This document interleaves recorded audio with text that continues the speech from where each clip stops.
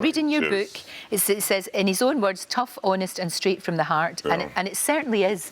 Because over the years, I've interviewed you many times and you're Right. very, very good at putting a brave face on it. Yeah. You really are. Right. You're really good Am I at that. putting the brave face on it now? But in the book, when I Yeah. read the book and read what you went through, Yeah. it's remarkable you're still here. Yeah, definitely. But at the end of the day, everyone's got to go through their bits and pieces. As long as I'm breathing, I can go forward and forget about what happened yesterday and think what happens today, to be quite honest. It's a good attitude to Yeah. have, and it's the attitude that's saved you. Yeah, I think, yeah, really. definitely, yeah. Because it was after you retired, that's when the problems really started. And the trouble being, Yeah. that time, you're back in the 90s, and Yeah. people, it was a different time. People weren't understanding about mental health, and also there was this thing about men, particularly men, Yeah. particularly in the business that you were in, just didn't talk about it. Well, women are very, very good at crying and unloading and chatting. Men don't like to chat. Men don't like to talk about if they're having a breakdown, if they're going through a bad time.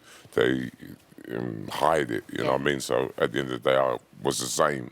Yeah. And I wouldn't seek help and wanted to get help and just knotted up, and it's like a pressure cooker. Yeah.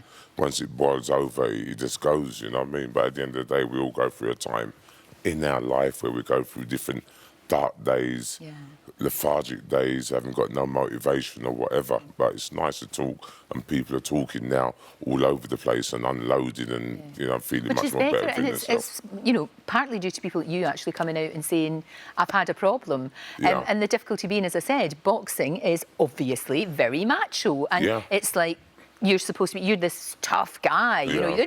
you're supposed to be invincible. Tough Nothing's guys supposed do to... go through problems. They Tough sure guys do cry. They sure Tough- do. And I mean, reading got bad about it, days. the time that you had in hospital was really, really difficult.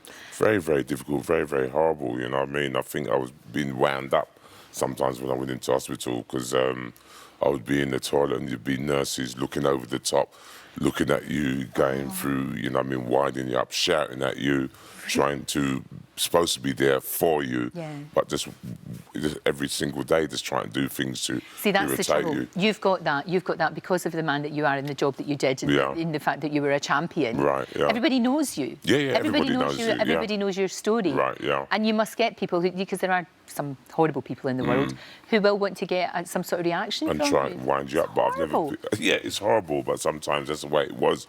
I thought some of these places you went to go to, they're supposed to be on your side, and helpfully the aftercare team would come in and see shouting at me, but they were embarrassed of certain different things that was going on.